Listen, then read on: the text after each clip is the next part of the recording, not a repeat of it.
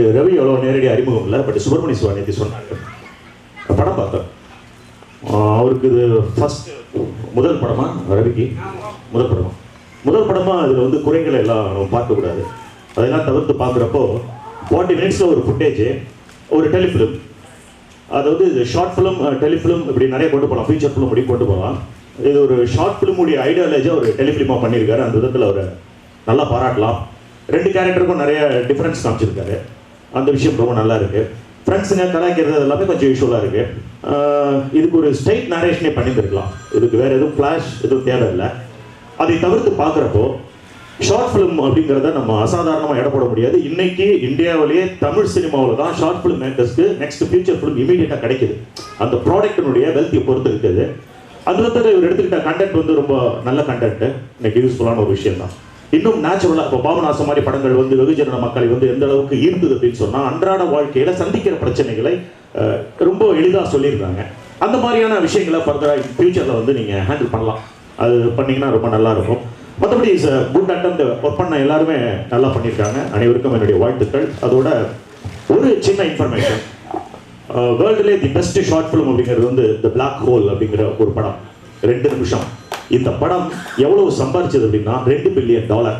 இது ரிலீஸ் ஆகி நெட்டில் ரிலீஸ் ஆகி அதை பார்க்குற வியூவர்ஸ் வந்து $2 பில்லியன் கொடுத்தாங்க.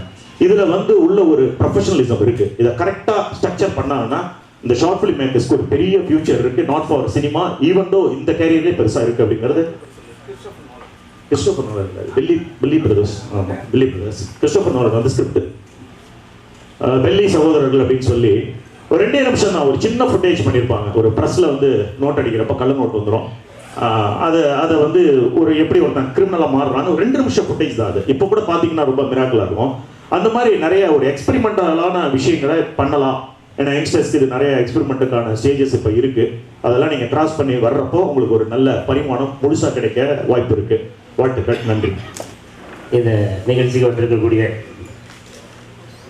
அனைத்து நண்பர்கள், பத்திரிகை நண்பர்கள், இணையதள நண்பர்கள் எல்லாருக்கும் ஒரு வாழ்த்துக்களை சொல்லிட்டு, நம்ம சிவா சார் அழகாக சொன்னாங்க, ஒரு மனிதன் வந்து தன்னைத்தானே செதுக்கி செதுக்கி செதுக்கி செதுக்கி அவன் தான் உருவாக்கிக்கிட்டு அப்படின்னு ஒரு அற்புதமான விஷயம் சொன்னாங்க. ஆமாம், அதுக்கு நான் தான் உதாரணம் நினைக்கிறேன் இல்லையா. இதே மணியன் டீ கடையில் வந்து நம்ம டீ சாப்பிடும்போது உட்காந்து பேசிக்கிட்டு இருப்போம். சினிமாவில் வந்து எப்படி ஜெயிக்கிறதுலேயே தெரியப்பா, எங்கே போனாலுமே ரொம்ப வேடிக்கையாக சொல்லுவோம். சில நேரத்தில் நம்ம இந்த படத்தை பற்றி நம்ம ரெண்டாவது நான் சொல்கிறேன், 2 அதுக்கு முதல்ல சொல்லிடுறேன். அந்த மணியன் டீ கடையில் டீ குடிக்கும் போது உட்கார்ந்து பேசி கொண்டிருந்த நண்பர்கள் இன்னும் ஒரு சிலர் வந்து நான் சில ஷூட்டிங்கில் இருக்கும்போது இன்னும் அந்த வாய்ப்பு தேடி வந்துக்கிட்டே தான் இருக்காங்க. அது கொஞ்சம் மனசு வலிக்குது. ஏன்னா இந்த ஷார்ட் ஃபிலிமை, அதாவது இந்த டெலிஃபிலிமை பொறுத்த வரைக்கும் 3 விஷயங்கள் வந்து அழகாக தொட்டிருக்காரு நம்ம ரவி. திருட்டு விசிடி, அதுவும் இந்த ஃபேஸ்புக்குன்னு ஒரு அற்புதமான ஒரு விஷயம். அதில் நண்பராக வந்து ஒருத்தர் சரக்கெல்லாம் வாங்கி கொடுத்து நைட்டை அடித்து துவச்சி தொங்கிட்டு ஓட விடுறது, அப்படி தான் இருக்குது. இன்னைக்கு நாளாக இப்போ ஃபேஸ்புக்லேயே கிடையாது. ஏன்னா அடேங்க அப்பா என்னென்ன விஷயங்கள்லாம் வந்து அந்த ஃபேஸ்புக்கில் வருதுங்கிறது, அது ஒரு சிலருக்கு அந்த லைக்கை ரொம்ப அழகாக சொல்லியிருந்தார். அந்த ஃபேஸ்புக் விஷயங்களை தாண்டி இன்னொரு விஷயம், அற்புதமான விஷயம் என்னென்னா, சினிமாவில் வந்து ஜெயிக்கிறது அந்த ஃபேஸ்புக்கு வந்து அந்த சினிமாக்காரர்களையும் நம்ம எவ்வளவு தூரம் அது பாதிக்குது அப்படின்ற ஒரு அற்புதமான விஷயத்தை சொல்லியிருந்தாரு. இந்த படத்தை வந்து இன்னொரு பெரிய சிறப்பு என்ன அப்படின்னு கேட்டிங்கன்னா, நம்ம ரவியுடைய நடிப்பு. நீங்கள் இயக்குனர் என்பதை தாண்டி நடிப்பில் நீங்கள் பாஸ் ஆகிருக்கீங்க. எனக்கு கண்டிப்பாக ஒரு வாட்டி ஒரு கை பண்ணலாம். பக்கத்தில் நம்ம சந்திரசேகரன் பையன் உட்காந்துருக்கும்போது இந்த கேரக்டர் இவரை எங்கேயோ பார்த்த மாதிரி இருக்காது, 2 கேரக்டருமே ஒரே ஆள் தான் அப்படின்னாப்புல. நான் எனக்கே தெரில, இப்போ இதே முகத்தை நம்ம வரைக்கும் பார்த்துருக்கோம் இந்த டேரக்டர் முகத்தை அப்படின்னு யோசிச்சுட்டே இருந்தேன். அப்புறம் அவர் முதல்ல அப்படி க்ளோஸ் வைக்கும்போது தெரியுது அவர் கொஞ்சம் ஒரு பைத்தியம் ஆகிட்டார் அப்படின்ற ஒரு விஷயம். ஆனால் அது ஒரு அசிஸ்டன்ட் டைரக்டராக இப்போ இன்றைக்கி நம்ம சிவா சார் வந்து ஒரு வெற்றிப்படை இயக்குனராக நம்ம சுப்பையா அண்ணன் வந்து இங்கே உட்காந்துருக்காங்க அப்படின்னா எவ்வளவு வழிகளை தாண்டி இந்த இடத்துக்கு வந்திருப்பாங்க அப்படிங்கிறது அவங்களுக்கு தான் தெரியும். இன்னும் அந்த இடத்துக்கு வர்றதுக்காக இந்த கூட்டத்தில் இப்போ நம்ம நிறைய பேர் அப்படி இருப்பீங்க. நான் அவங்க எல்லாருக்கும் ஒரே ஒரு விஷயம் சொல்லிக்கிறேன், தயவு செய்து சினிமாவில் வந்து நீங்கள் ஜெயிக்கணும், ஜெயிப்பீங்க கண்டிப்பாக, அந்த நம்பிக்கை இருக்குது. ஏன்னா என்னுடைய நண்பர் ஒருத்தர் என் கூட ரூம்மேட்டாக இருக்கும்போது இப்படி தான் சினிமாவில் ஜெயிக்கணும் அப்படின்னு சொல்லி ஊரை விட்டு வந்துட்டார். நான் வந்து காலையிலே காய்கறி வியாபாரத்துக்கு போயிடுவேன். ஆனால் அவர் வியாபாரம் போக மாட்டார். எப்படியாவது சினிமாவில் நான் ஜெயிச்சிருவேன்னு சொல்லி கடைசி வரை இன்று வரை ஜெயிக்காமல் ஊரில் போய் விவசாயம் பண்ணிட்டு இருக்கேன். சொந்த தொழில் ஒன்றை தயவு செய்து உருவாக்கிக்கிடுங்க. உங்கள் குடும்பத்தினருக்கு அன்றாடம் நம்முடைய வாழ்வாதாரத்துக்கு ஒரு சிறு தொழில் ஒன்று, ஏதாவது ஒரு தொழில், ஒரு 200 ரூபா வருமானம் வர மாதிரி ஒரு உங்களை நீங்கள் காப்பாற்றிக்கிறதுக்கு ஒரு சிறு தொழிலை தயவு செய்து இதனுடைய தனிப்பட்ட அட்வைஸை சொல்லிக்கிறேன். அடுத்து படத்தை பொறுத்த வரைக்கும் மிக சிறப்பாக ரொம்ப அழகாக இருக்கிறார் நம்ம ரவி. கண்டிப்பாக வந்து நீங்களாம் சினிமாவுக்கு வரணும், வந்து ஒரு மிகப்பெரிய ஒரு வெற்றி படத்தை தரணும். அதில் கண்டிப்பாக எனக்கும் வாய்ப்பு தரணும் அப்படின்ற ஒரு சிறந்த இயக்குனராக நடிகராக நம்ம ரவி அவர்கள் தொடர்ந்து உங்களுடைய சேவை நம்ம சினிமாவுக்கு தேவை. வாழ்த்துக்கள். நன்றி. ரவி தம்பி எனக்கு முன்னாடியே தெரியும், படத்து மூலியமாக ஒரு சந்திப்பு, நல்ல சந்திப்பு. இப்போ எல்லாருமே என்னென்னா 6வது வரல் மாதிரி ஆகிப்போச்சு. செல்ஃபோனில் அந்த வாழ்க்கையே இருக்காது. அடிக்கதோ இல்லையோ ஒன்று கையடிச்சு பார்ப்போம். ஒரு செல்ஃபோன் மூவிய மாதிரியே இருக்கும், அடிச்சு ஃபீல்லே இருக்கும் நம்ம எப்போது. அதுவும் கேர்ள் ஃப்ரெண்ட் பேச ஆரம்பிச்சுட்டா 24 நாள் பேசிட்டே இருக்கும். எப்போ ஒரு பிளிங்கான போதும் தூக்கத்தை விட்டுட்டு உடனே எனக்கு ஏதாவது மெசேஜ் வந்துருக்கா பாவம். மொபைல் இப்போ அப்படி ஆகிப்போச்சு. அடுத்த சமுதாயம் எப்படி இருக்கும் அப்படின்னா, எப்படி பிறந்த குழந்தை எப்படி இருக்கும் அப்படின்னா, தலை இப்படி உட்காந்து இப்படி தான் இருக்கும். ஏன்னா மொபைல் பார்த்து நம்ம மொபைல் இப்படியே பார்த்துட்டு இருப்போம். அதனாலே குழந்தை பிறகு சொல்கிறாங்க. இது நான் சொல்ல டாக்டர் சொன்னாங்க நிறைய பேர். அதனால இந்த ஃபோனு முதல்ல தூக்கி விசிறி போடுது. சுலபமாக்குறதுக்காக தான் அந்த ஃபோனே கண்டுபிடிச்சாங்க. இந்த லேண்ட்லைன் விஷயத்தை வந்து நம்ம பேசுறதுக்காக ஒரு விஷயத்தை கண்டுபிடிச்சோம். அதையும் போய் எடுக்க முடியாததுக்காக ஒரு மொபைல் ஃபோன் கண்டுபிடிச்சோம். அதுவும் மாறி போய் இப்போ வானத்தை பார்த்து பேசிட்டு போகிற நிலைமைக்கு வந்து போச்சு. இப்போ நிலைமை யாராவது தூரத்தில் பார்த்தா பைத்தியம் பேசும்போது வருவாங்க. ஆன்சரிக்கு ஒரு விஷயம் கொண்டு வந்துட்டோம். தப்பு கிடையாது, எந்த விஷயமும் தப்பு கிடையாது, எல்லாமே அழகான விஷயம் தான். விமர்சனம் ஒரு அழகான விஷயம். யார் மனசையும் புண்படுத்தாத பசங்க, அதான் விமர்சனம். எல்லா டேரக்டரும் உள்ள சொல்ல ஜெயிக்கும் தான் வருவாங்க. அவங்களோட வெறி எல்லா நடிகரும் அப்படி தான் இருக்கணும். நான் சிறந்த நடிகராக வரணும் அப்படி ஆசைப்படக்கூடிய விஷயம் எல்லாருமே இருக்கும். அது யாரும் இல்லாமல் வர முடியாது. சினிமா லவ் பண்ணிட்டு இருக்கோம் எல்லாருமே. சினிமா தான் அவங்க உயிர் மூச்சு.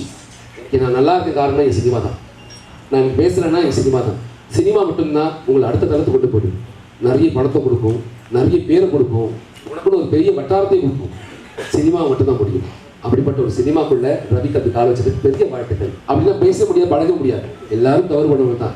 அதை திருத்திக்கணும், வாழ்க்கையை சிறப்பாக வச்சுக்கணும். மனுஷன் மட்டும் தான் சிரிக்க முடியும். அதனால சிரிச்ச முகத்தில் வச்சுக்கணும். எப்போதுமே சொல்கிற வார்த்தையை அழகாக சொல்லலாம், தப்பே கிடையாது. திட்டத்தை நேரமாக என்ன படம் பண்ணியிருக்கீங்க, படம் பண்ணுவியாகோ அப்படின்னு தான் அடுத்து படம் பண்ண மாட்டாங்க. தம்பி பரவாயில்ல நல்லா பண்ணியிருக்கீங்க, கொஞ்சம் மாற்றி பண்ணி ரொம்ப அழகாக இருக்கும். சொல்கிற வார்த்தை, அந்த வார்த்தையை அழகாக பேசுனாலே ரொம்ப அழகாக இருக்கும். ஸோ முயற்சிகள் எல்லாருக்குமே இருக்கும். இந்த முயற்சி பெருசாக வரதுக்கு சிவா தம்பிக்கு பெரிய வாழ்த்துக்கள். ஒரு லைக் ஒரு கமெண்ட் அப்படி விஷயம் வந்து இன்னைக்கு எல்லாருமே உடனே லைக் பண்ணுங்க. சரியா, எனக்கு எவ்வளோ லைக் பண்ணுறீங்க அதை பொறுத்த வாழ்க்கை அமைக்கும். பிறகு மனுஷனை விட்டுட்டு விஷ்ணுவோட வாழ ஆரம்பிச்சிட்டோம். முதல்ல வந்து ஒரு முறை ரொம்ப அழகாக இருந்தது. பாட்டி தாத்தா அவங்க கூட வாழ்க்கும். இன்னைக்கு அதெல்லாம் கிடையாது. குழந்தை அமைதியாக இருக்கணும், உடனே செல்ஃபோன் கையில் கொடுத்து கேம் விளையாடணும். இதுதான் பண்ணிட்டு இருக்கோம். உண்மைதான். ஐபாட் கையில் கொடுத்து கேம் விளையாட வச்சிருக்கோம். என் பையன் வந்து எனக்கு அப்டேட் ஆகிட்ட தெரியுமா, என்னமா விளையாட தெரியுமா, 10 வயசுல கண்ணாடி போட ஆரம்பிச்சிருவான். 20 வயசு கண்ணு தெரிய மாட்டேங்குது பிள்ளைங்களுக்கு. ஏன் அப்படின்னா எனக்கு சிஸ்டம் ஒரு விஷயத்தை கொண்டு வந்துட்டோம். அப்டேட் ஒரு விஷயத்தை மாற்றிட்டு வேற வழியாக கொண்டு விட்டோம். அதுக்கு ஒரு பெரிய முன்னோட்டம் சிவா தம்பி. இது எல்லாருக்குமே பெரிய அடி. சரி, சிவான பேர் பாருங்க. நான் என்ன சொன்னேன், தவறுகள் நடக்குது இயல்பு.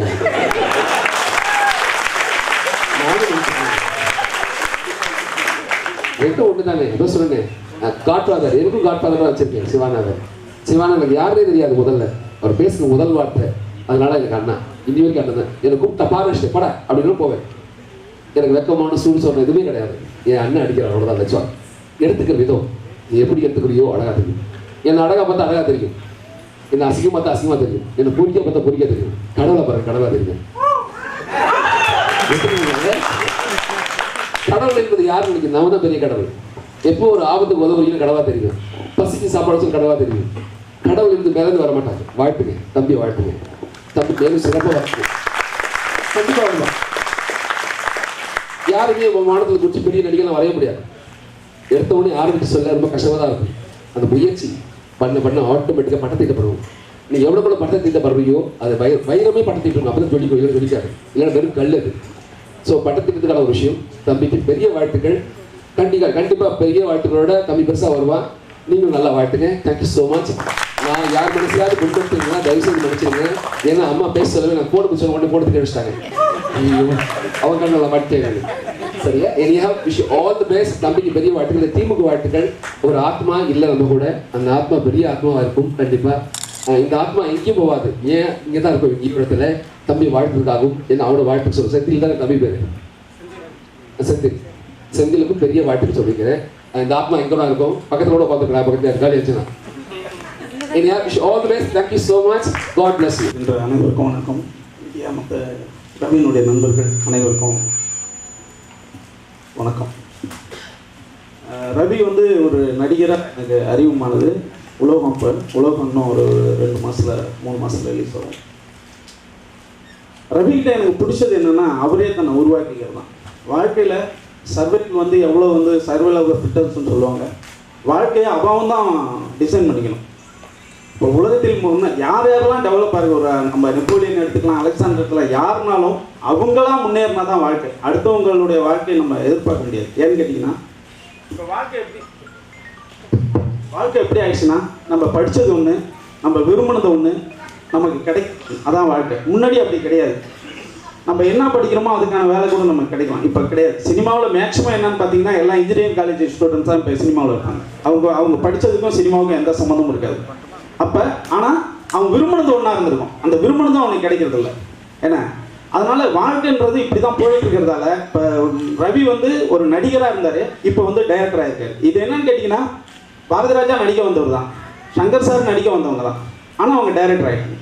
அதே மாதிரி டைரக்ட் பண்ண வந்தவங்க நடிகன் வாங்கியிருக்காங்க. நீங்கள் சொன்னீங்கன்னா, இப்போ உலகத்தினுடைய மிகச்சிறந்த இன்னை வரைக்கும் நம்மளுக்கு பெரிய மாஸ்டராக இருக்கிற புருஸ்லி வந்து அவரே தான் அவர் உற்பத்தி பண்ணிட்டார், அவரே தான் அவர் இது பண்ணிட்டார். அவர் ஹாலிவுட்டுக்கு போயிட்டு இவர் ஒன்றும் சரியா, ஏன்னா ஹாலிவுட்டில் வந்து உடம்பு பெருசாக வேணும் ஹீரோவை நடிக்கிறது 4-5 வருஷம் அங்கே போய் கஷ்டப்பட்டு திரும்பி ஹாங்காங் வந்து அவரே கதை எழுதி தான் அவரை நடிக்க வச்சுருவார். அவர் என்டர் த ட்ராகன் வரைக்கும் அவர் தான் கதை திரைக்கவசனம் எழுதியிருப்பார், அவரே ஸ்டென்ட் மாஸ்டர் அந்த படத்துக்கு. அதே மாதிரி நீங்கள் யார் வேணாலும், எம்ஜிஆர் வந்து நாடோடி மன்னன் அவர் தான் ப்ரொடியூசராக இருப்பார், அவர் தான். ஏன்னா அதுக்கு முன்னாடி ஒரு பெரிய கேப். அதே மாதிரி ரஜினி சாராக எடுத்துங்க, நீங்கள் ரஜினி சார் பாலச்சந்தர் சார் சொல்கிற மாதிரி தான், ரஜினி சார் யாரையும் உண்டு பண்ணல, அவனையும் அவனை உண்டு பண்ணிக்கிட்டான்னு பாலச்சந்தர் சார் சொல்லுவார். அதே மாதிரி கமல் சார் வந்து ஆரம்ப காலத்தில் வந்து ஹீரோவாக மலையாளத்தில் போய் நடிப்பார், நடிக்க தெரியலன்னு சொல்லி அனுப்புவாங்க. அவர் வந்து அவங்க அண்ணன் சாருகாசன்ட்டு அழுவார். அவருடைய சகலகலாவன்ற லைஃப் படித்தவங்களுக்கு நிச்சயமாக தெரியும். அப்போ ஒவ்வொருத்தவங்களோட வாழ்க்கையும் அப்படி தான் இருக்குது. இப்போ இந்த ஷார்ட் ஃபிலிம் எடுத்திருக்காரு. இப்போ ஒவ்வொரு சமயத்தையும் காலம் என்ன சொல்லுதுன்னா, காலத்தினுடைய கண்ணாடி நம்மளுடைய படைப்புகளாக இருக்கும். அதுதான் ஒரு நாவலாக இருக்கலாம், ஒரு சினிமாவாக இருக்கலாம். இப்போ அதிகபட்சம் ஒரு டாஸ்மார்க் சீன்கள் நிறையா வருதுன்னு வச்சுங்களேன், டாஸ்மார்க் இங்கே ஜாஸ்தியாக இருக்குது. அதனால காலத்தினுடைய கண்ணாடி தான் ஒரு படைப்பாக வருது. அப்போ அதே போல் இப்போ ஃபேஸ்புக்கை பற்றி சொல்லியிருக்காரு. ஃபேஸ்புக்கை யூஸ் பண்ணாதவங்க ரொம்ப கம்மி.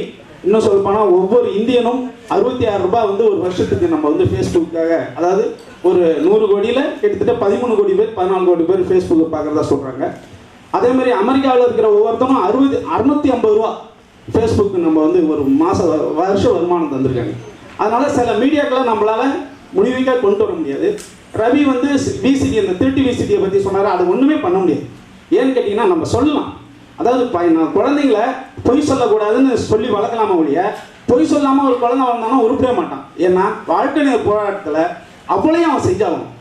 நம்ம வந்து குழந்தைய வளர்க்குறதுக்கு பொய் சொல்லக்கூடாதுன்னு வளர்க்கலாமா ஒழிய, அவன் பொய் சொல்லாமல் போனால் அவன் வாழ்க்கையில் முன்னேற முடியுமா? ஏன்னா வாழ்க்கை வந்து நெளிவு சுழிகளோடு, அதாவது நானெல்லாம் இருக்க வேண்டியிருக்கு இங்கே வாழ்க்கையில். ஏன்னா இங்கே என் மனைவிகிட்ட ஒரு வார்த்தை பேச வேண்டியிருக்கு, அம்மாகிட்ட ஒன்று பேச வேண்டியிருக்கு, நண்பர்கிட்ட ஒன்று பேச வேண்டியிருக்கு. அப்போ சூழ்நிலையை புரிஞ்சு எந்த நேரத்தில் எந்த பதில் சொல்லணும். ஏன்னா ஒரு கேள்விக்கு ஒரு பதில் கிடையாது, அது படிக்கிற இடத்துல தான்.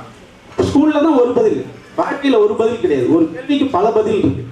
ஏன்னா அதனால தான் ஒன்று சொல்லுவாங்க, ஸ்கூலுக்கு போகிற பசங்க திரும்பி அவங்களா வர்றதில்லைன்னு, அவங்க மாறி வந்துடுறாங்க. அதனால் இப்போ ரொம்ப நல்லா பண்ணியிருக்கார் ரவி. ரொம்ப நல்லா அவருடைய பர்ஃபார்மன்ஸ் ரொம்ப நல்லா இருந்தது. அதுவும் டபுளாக பண்ணியிருந்தார், ரொம்ப நல்லா இருந்தது.